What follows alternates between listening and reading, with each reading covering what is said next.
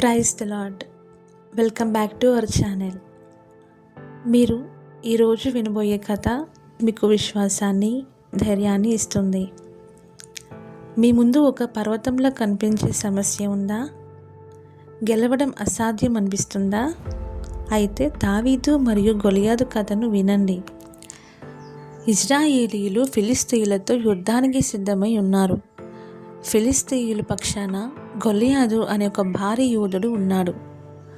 అతడు చాలా బలవంతుడు. అతన్ని చూసి అందరూ భయపడ్డారు. అప్పుడు దావీదు అనే చిన్న గొర్రెల కాపరి అక్కడికి వచ్చాడు.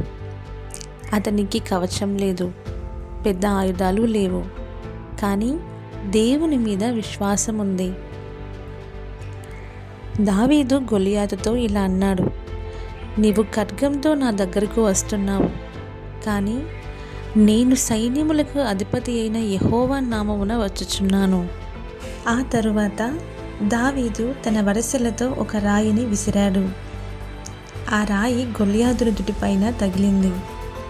గొలియాదు నేలపై పడిపోయాడు. ఈ విధంగా దేవుడు దావీదుకు విజయాన్ని ఇచ్చాడు.